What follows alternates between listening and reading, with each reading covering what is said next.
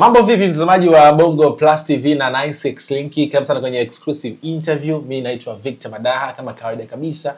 Behind the camera yupo Rizky bwana. Bwana, ni siku nyingine tena, tunamshukuru Mungu, nimekutana tena na DJ Sma kama kawaida kabisa. Tuko naye pia kwenye kipindi kabisa ama vipindi vyetu maalum hapa vya masuala ya political science. Nazungumza na Sma, of course. Sma ni mtu ambaye anazungumzaga siku zote kwa full package, kwa hiyo na mambo mengi sana kuzungumza naye. Kuna World Cup sasa hivi inaendelea Mashariki ya Kati, vita ya Iran pia na Marekani, mambo yamekuwa ni mengi sana pia, na kuna mengine mengi ambayo pia yanazungumzwa pia, na magana ambavyo mikataba ya Saudi Arabia na Marekani pia yote tutaenda kumuuliza Sma, na mengine mengi ambayo pia natamani kuyasikia. Kwa cha msingi, kama na swali lako pia andika hapo katika sehemu ya comment, tunaambia bana, hebu muulize hili swali pia, hata kama tusipoliza sasa hivi wewe andika swali lako, next time nikimkuta Sma nitakuja nizungumza naye. Sma, kwa maana lakini alhamdulillah, mambo anasemaje? Tunamshukuru Mwenyezi Mungu. Ndio.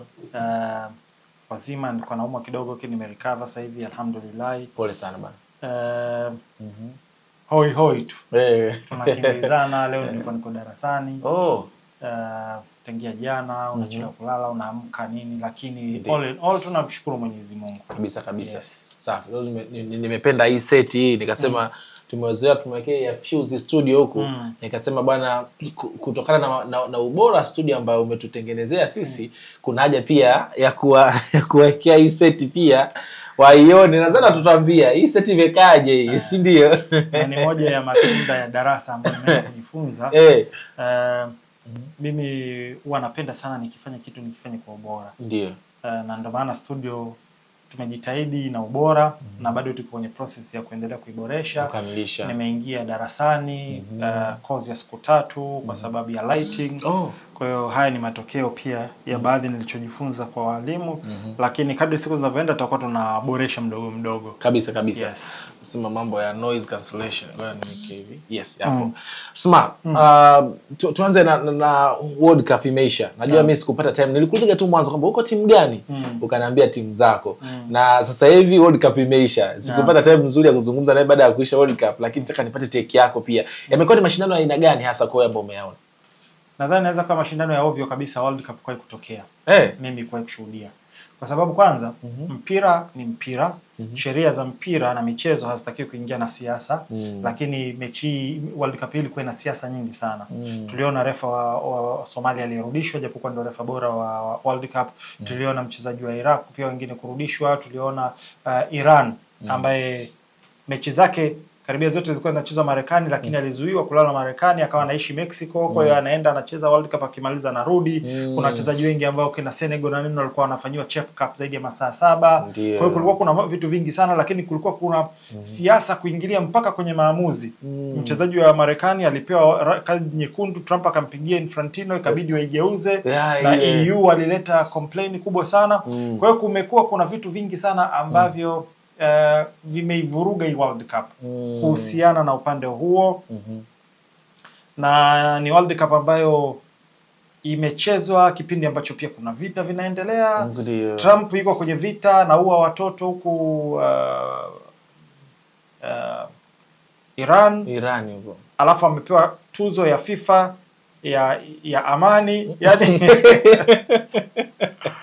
kwa kweli mambo ni tofauti, lakini pia kulikuwa ilikuwa ina ukiingia kwenye ulimwengu wa ishara wa Kifreemason, kwa kuna ishara nyingi sana za Kifreemason kwenye World Cup hii. Kwenye World Cup hii zipi hizo Sma? Mfano ambazo aisee zimejazana nyingi sana, kuanzia kwamba timu kuongezwa kutoka 32 kwenda mpaka 48, ambayo ni 1948, ambayo ndio Israeli ilipata uhuru. Ukija ukiangalia inakuja kuingia kwenye anniversary ya modern day Freemason ambayo ni 309, miaka 109, ambayo ukija ukiangalia huko kuna unaingia kwenye namba 19 upande wa geometria, ambao una maana nyingi. Ukiangalia umri wa Yami Yamal ambaye ni miaka 19, ukija kwa Messi ambaye ametiza miaka 39, ambayo ndio inaangukia tena kwenye ukirudi kwenye miaka 309 ya modern day Freemasonry. Na watu ambao hawajui, waliounda mchezo wa Freemasonry wa mpira ni Freemason.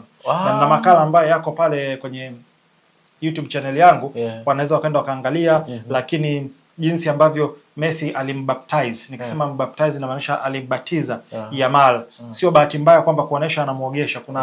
Kulikuwa kuna vitu vingine vingi sana, lakini ile ilikuwa ni baptism. Messi kazaliwa tarehe ambayo ni 24 June, ambayo ni mwezi ambao ndo alizaliwa John the Baptist, mbatizaji yule, Yohana mbatizaji yule, ndo ikanani pale kwa akamfanyia pale. Lakini ukiangalia kati ya tarehe ya kuzaliwa Messi tarehe ya kuzaliwa ya Messi 13, ukija kwenye tarehe ya kuzaliwa Yamal 24, ukiangalia kuna tofauti ya siku 19 ambazo ndo umri.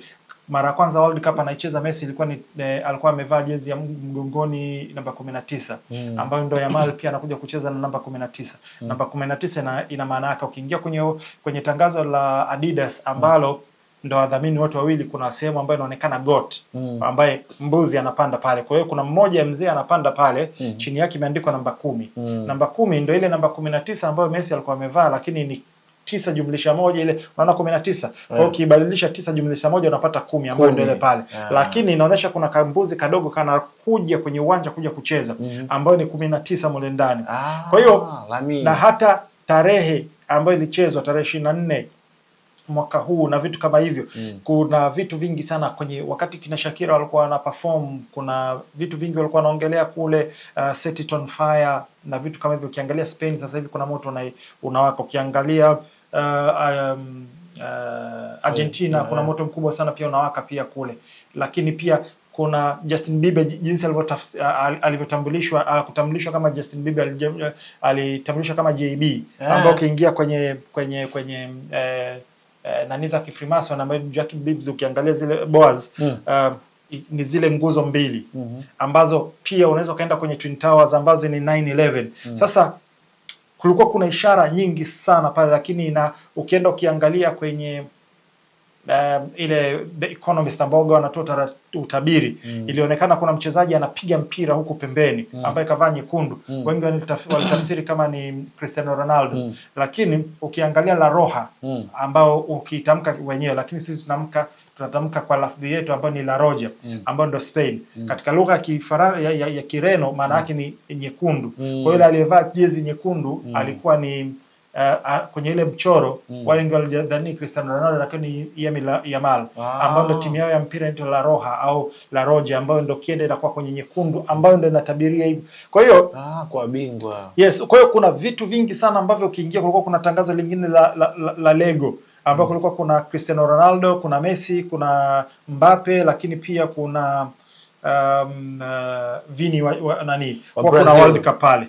Kwa hiyo wote katika ile Lego walifikia kipindi ambacho hawakuweza kumalizia kipande cha mwisho ambacho ni kumweka bingwa, kuifungua, kumpata bingwa kuweka pale juu. Aliyekuja kufanya hivyo alikuwa ni Yamal pale, jinsi alivyovaa na nini na kila kitu. Ushahidi wote nimeuweka kwenye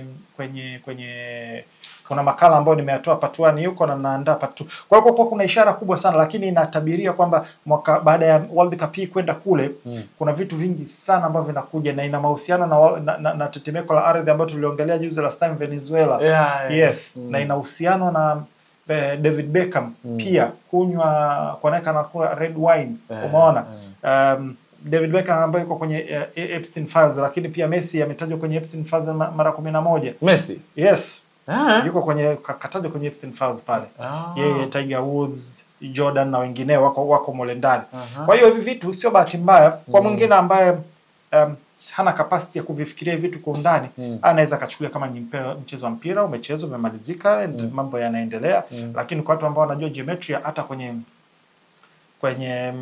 maandiko 19 ina maana yake. Umeona? Ukiingia kwenye maandiko yote, Biblia, Torati, ukiingia hata kwenye Qur'an pia namba 19 ni namba ambayo ni adhimu, pia ina maana yake. Kwa hiyo hivi vitu kwenye baptism, kwa mfano kule kwenye maandiko matakatifu wanatumia zaidi lamb, kondoo. Lakini huko kwenye Freemason wanatoa kondoo alafu wanamweka mbuzi ambao ndo the goat, ambao tumeaminishwa the goat. Lakini ile ni kubadilisha, kwa sababu wao ukienda kwenye Baphomet ambaye ndo yule Baal kwa lugha nyingine, ambaye ni ng'ombe, ambaye mbuzi ambaye ana mapembe, yule mbuzi ambaye ndo nani, ambao ukienda sasa mbele unakuja kuangukia kwa Baphomet ambao ni Baal, Nimrod kule ndani, au ukienda level juu unaingia paka kabisa kwa Lucifer ambaye ndo Antichrist. Kwa hiyo ina layer mengi sana. Hivi vitu kuviongea mtu hawezi kuvielewa, ndio maana nimeamua nitengeneze makala nikaeka na picha na picha na picha na picha. Part 1 iko imepokelewa vizuri sana kwenye YouTube channel yangu DJ Smart 55 na kuja kuandaa part 2 ambayo watu wataelewa, na nitakuja kuitoa sasa part 3 namba 19 kwa kwenye ina uzito gani kwenye maandiko. Kwa hiyo ni World Cup ambayo ilikuwa na mambo mengi sana. Argentina kubebwa koti. Watu walikuwa kuna complain ambazo ni legitimate kwamba Argentina amebebwa sana. Alibebwa makusudi ili afike finali. Kwa sababu ya kitu kinaitwa initiation ceremony. The goat ambayo ndo the king anakabidhi taji kwa the new goat ambayo ndo Yamal. Kwa hiyo ilikuwa ile, ukiangalia ile mechi watu wote ambao wanaifahamu Argentina, mimi sio mshabiki wa Argentina, lakini yule sio Argentina ambayo tumemzoea. Alikuwa down sana. Yaani Messi alikuwa anazunguka tu uwanjani dakika 90 nzima. Argentina hakuna shot on target hata moja. Hakuna mtu yote ambaye anajua mpira. Tukiingia kwenye mpira anaweza akakubali kwamba Argentina anaweza akacheza dakika 90 asipate hata shot on target moja. Mchezo wa finali. Hakuna mtu yote mwenye akili zake binafsi. Messi, hakuna mtu yote ambaye sisi sio washabiki wa Messi. Na nikisema hivyo, nikisema sio mshabiki wa Messi, haimaanishi kwamba ninakataa kipaji chake. Messi ana kipaji kushinda hata Ronaldo na wachezaji wengine. Japokuwa mimi ukiniuliza mchezaji gani mwenye kipaji kuliko wote nitakwambia Ronaldinho. Ronaldinho ukimchukua Messi na Ronaldo ukawa combine, bado hamfikii Ronaldinho Gaucho. That was the most talented player. Lakini longevity yake ndio imemcost. Kwa hiyo ukirudi kwenye World Cup ile performance ya Argentina haikuwa vile, na kulikuwa kuna Di Maria mwenyewe anakuambia kwamba walifuatwa na watu ambao walikuwa kwenye masuti, wakaambiwa kwamba tulieni, hii World Cup sio ya kwenu, inabidi muikabidhi kwa Yamal. Kuna utabiri ambao pia ulisema atakayefunga ile goli ni mtu ambaye atakuwa na namba 7 mgongoni, ambaye ni Torres. Torres ukiingia maana yake ni nguzo. Nguzo ukiingia ndo unaingia JNB kule kwa JB ambaye ndo Joaquin and Boaz ambao ndo zile nguzo mbili ambazo ni Twin Towers. Ukiangalia hata ile World Cup ilivyoletwa kwenye nania kwenye begi la Louis Vuitton inavyofunguka hivi, ile inaashiria kwamba ni kudondoka kwa system currently ambayo ipo, alafu tuzo ambayo iko ndani ndo kwamba kuna mfumo mpya. Kwa hiyo tunaelekea kwenye New World Order ambao ni One World Order. Umeona? Kwa hiyo kuna vitu vingi sana. Ukisikiza ujumbe ambao alikuwa anautoa Tom Cruise pale alivyoongea, ukimsikiza ujumbe ambao alikuwa anaongea I Show Speed, ukimsikiza Burna Boy same thing, ukimsikiliza Shakira, ukimsikiza BTS wote walikuwa na ujumbe ambao ni very specific. Light it on fire, wote fire. Inatakiwa iban the old system ambayo currently ipo, then inakuja the new world order ambayo ndio inakuja hiyo. Kuna new trade center ambazo zinajengwa ambazo ni kubwa kuliko zile za dondosho 9/11. Umeona? Alafu kuna mfumo ambao upo, dola inaelekea collapse. Kwa hiyo hii nusu ya pili tunaoelekea kule, tutegemee mabalaa mengi sana. Mamoto, matetemeko ya ardhi. Unakumbuka tuliongea hapa na nikakwambia tetemeko la ardhi ambalo limetokea Venezuela ile ni majaribio, usishangae ikitokea wapi? Iran. Imetokea ikutokea? Ilitokea. Yes, kwa hiyo muda huo unatoa majibu sisi tunavyoongea. Kwa hiyo tutegemee kwamba kutakuwa na mifumuko ya magonjwa, umeona? Kutakuwa kuna vita vingine, kutakuwa kuna majanga makubwa kutokea. Tunaelekea kwenye digital currency ambayo ndio itakuwa sarafu ya digital. Tutaelekea kwenye digital ID, itapushiwa sana, na ni moja ya agenda ambayo ndio inapelekea xenophobia South Africa kwa sababu ya kupushi hilo jambo. Lakini tunaelekea kwenye one world order. Kuna baadhi ya nchi ambazo kufikia 2030 huenda ikawa ndio tumeshamaliza uchaguzi, kwa hakutakuwa kuna uchaguzi kwa sababu kutakuwa kuna mfumo wa world government. Na si ajabu akatolewa kafara kiongozi ambaye ni mzito sana, kaliba ya Trump, kwa sababu ya kupush agenda nzito ambazo za kuja. Kwa hiyo ilikuwa ina ujumbe mwingi sana. Nimetoa part 1 ambayo iko kwenye YouTube yangu, part 2 nitaitoa, ambao wataweza kuelewa ataelewa. At the end of the day wengine wanaangalia kama mpira, lakini kama nilivyokuambia alianzisha mpira ni Freemason. Lakini umezungumza hivyo smart. Unazungumza hizo namba ulizozungumza na hizo detail ambazo umezisema wewe, inawezekana ni zikani ukweli ama sio ukweli. Muda utatoa majibu. Naam. Lakini kuna ile ambayo pia nimekuwa nikizungumza kwamba wachezaji wa Argentina wakati walivyoitoa England kwenye ile mchezo wa nusu finali walishangilia na bendera kwenye ya vile visiwa vya Maldives nini vile. Umeona? Ikasemekana kwamba ile pia kuingiza siasa katika soka ilisababisha mvutano. Umeona kadai kwamba wakafungiwa na vitu vingine kama vile. Pengine kwenye kile kama ulifuatilia hasa. Ilikuwa na maanisha nini? Ngoja nikuulize.